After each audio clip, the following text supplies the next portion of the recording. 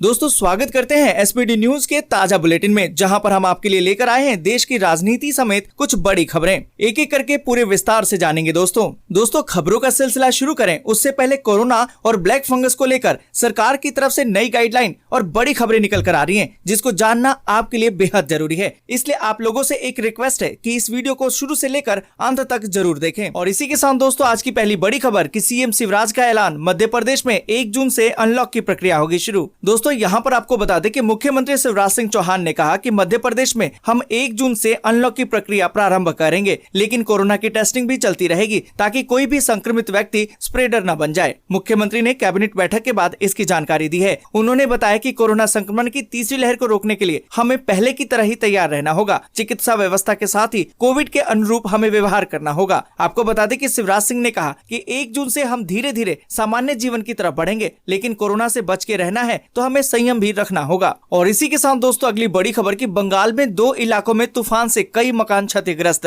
ममता की अपील कि बाहर न निकलें। दोस्तों यहाँ पर आपको बता दें कि उड़ीसा और पश्चिम बंगाल में यास तूफान की वजह से कई राज्यों में अलर्ट जारी कर दिया गया है। आपको बता दें कि बंगाल की खाड़ी में बना चक्रवाती तूफान यास अब बुधवार तक बेहद ही गंभीर चक्रवाती तूफान में तब्दील हो सकता है। भारत मौसम विज्ञान की माने तो 26 मई की सुबह साइक्लोन यास के उत्तर उड़ीसा और पश्चिम बंगाल के तटों के पास से पहुंचने का अनुमान है। दोस्तों यहाँ पर आपको बता दें कि इस दौरान ममता बनर्जी ने कहा कि अब तक 2 घटनाएं घट चुकी हैं। एक हली शहर में जहां पर 40 मकान क्षतिग्रस्त हो गए हैं और दूसरी चिंसुराह में भी कई मकानों के डैमेज होने की खबरें मिली हैं। इसलिए उन्होंने लोगों से अपील की कि इस समय लोग घरों से बाहर ना निकलें। और इसी के साथ दोस्तों अगली बड़ी खबर कि चीफ जस्टिस को 297 छात्रों ने लिखा पत्र, सीबीएसई बोर्ड की 12वीं की परीक्षा कैंसिल करने की मांग। दोस्तों यहाँ पर आपको बता दें कि देश भर के 297 छात्रों ने सीबीएसई 12वीं बोर्ड परीक्षा ऑफलाइन कराने के निर्णय को रद्द करने के लिए सीजेआई एनवी रमणा को पत्र लिखा है। छात्रों ने चीफ जस्टिस ऑफ इंडिया को लिखे पत्र में पिछले साल की तरह ही वैकल्पिक मूल्यांकन योजना लागू कराने की मांग की है। छात्रों ने सुप्रीम कोर्ट से स्वतः ही संज्ञान लेने का आग्रह भी किया है। दोस्तों यहाँ पर आपको बता दें कि छात्रों का कहना है कि देश में कोविड-19 के चलते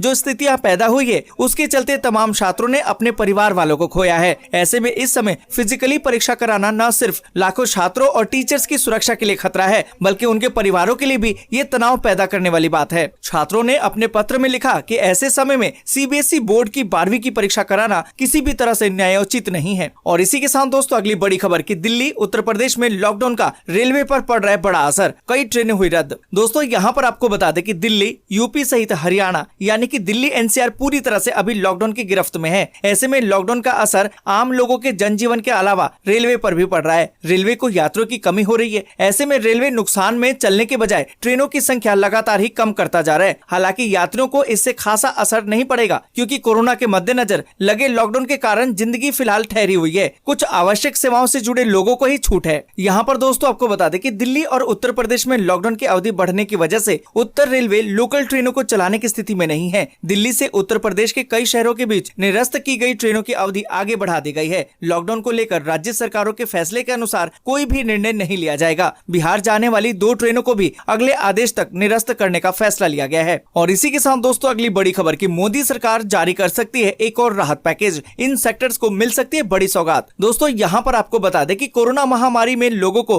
राहत देने के मकसद से मोदी सरकार जल्द ही एक और राहत पैकेज जारी करने का विचार कर रही है। इससे छोटे और मध्यम वर्गीय कंपनियों को लाभ होगा, साथ ही पर्यटन, विमानन और ट्रैवल इंडस्ट्री से जुड़े लोगों को बढ़ावा भी दिया जाएगा। एक रिपोर्ट की माने तो कुछ प्राइवेट संगठनों ने नाम न बताने की शर्त पर बताया कि इस बारे में वित्त मंत्रालय से बातचीत जारी है। मंत्रालय की तरफ से सकारात्मक रवैया देखने को मिला है, लिहाजा सरकार जल्द ही ऐसे प्रोत्साहन पैकेज की घोषणा भी कर सकती है। अभी इसकी प्लानिंग की जा रही है। हालांकि अभी इसको लेकर कोई भी समय सीमा तय नहीं की गई है। दोस्तों आगे बढ़े उससे पहले एक छोटी सी रिक्वेस्ट है, इस वीडियो को लाइक और दोस्तों के साथ शेयर करना बिल्कुल भी ना भूलें, क्योंकि आपका लाइक और शेयर ही हमारी मेहनत का फल होता है। और इसी के साथ दोस्तों अगली बड़ी खबर कि लखनऊ के सीवेज वाटर में कोरोना वायरस मिलने से हड़कंप, 3 जगहों से लिए गए सैंपल। दोस्तों यहाँ पर आपको बता दें कि कोरोना के कहर ने पूरे देश को घाव दिए हैं, जिनसे उबर पाना मुमकिन नहीं है। अभी कुछ दिन पहले हवा में कोरोना के फैलने की बात सामने आई थी, जिसको वैज्ञानिकों ने पूरी तरह से नकारा था। इस बीच सामने आई एक और जानकारी ने लोगों की मुश्किलें बढ़ा दी है। दरअसल लखनऊ के सीवेज वाटर में कोरोना वायरस की पहचान होने के बाद लोगों में खौफ पैदा हो गया है।